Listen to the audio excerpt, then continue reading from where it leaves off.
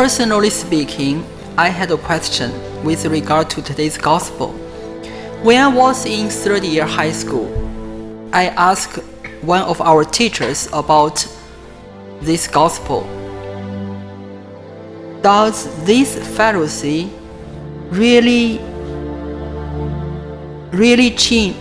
become sinful after this prayer? I think he would continue to fast twice a week, to pay tithes on his whole income. And how about the tax collector? Did he really being justified? And I think he would still continue his way of life.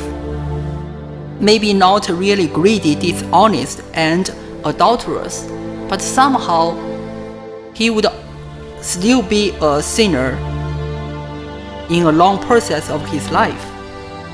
So I was not able to find the right answer for my question, even from my classmates and my teachers. But it was last year when I had a conversation with a Franciscan sister, and she told me, we can understand this parable in a certain way because the conversion does not happen immediately, but the conversion happens when they made their decision before the Lord, which means when they put themselves and to admit that they are sinners before the Lord. So this Pharisee, after his prayer, his own destruction began. From a very holy people, saintly-like people, then he walked down maybe to another, to become a sinful man.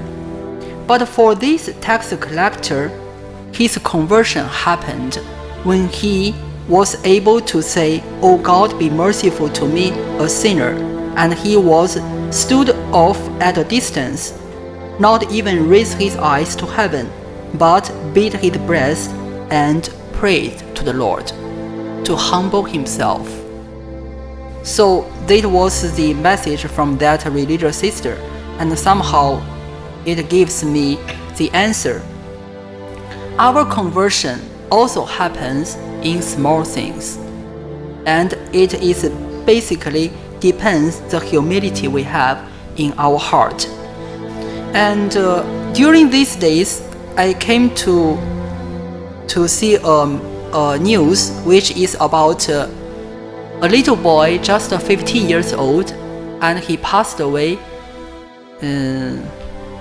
He was born in 1991, and he died at the age of 12, at the age of 15 in the year 2006, and his name is Carlo Acutis, and I'm sure many of you know him. And as I did my research, because he was very young, just 15 years old, and his body was found technically not really corrupted, but his heart was preserved, intact, which means not changed, not corrupted. So I became interested, and during an interview, his mother shared something about this little boy, and whenever he does something, he would ask two questions. The first one is, will this please Jesus? Second question is, can I do it for Jesus? These are the two questions usually this boy would ask himself whenever he does something. So I think maybe at the beginning of this Pharisee, at first he was not conscious enough to fast every week. He must have been doing this mortification at the beginning consciously for the love of Jesus. And later he was able to fast once a week. Then maybe after several years of exercise, twice a week. Then later he would become somehow a very holy person, superior or better than others. And each one of us, we may also have, during the Lenten season, we also do some self-denial and mortification. So by doing so, we become holier, closer to Jesus. but let us also remember that we should remind ourselves every time, especially when we feel we are in good position, we are in good hands, because the temptation and evil will always be around us. We should also cherish the attitude of being unworthy before the Lord, and this is true. Just like this tax collector, "O God, be merciful to me, a sinner." Every day we make many choices, whether this choice would lead us to destruction of our soul, or this choice will lead us closer to Jesus.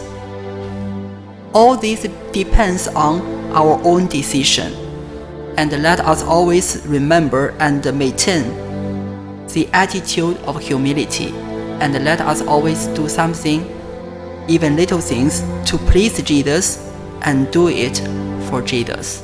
May God bless us.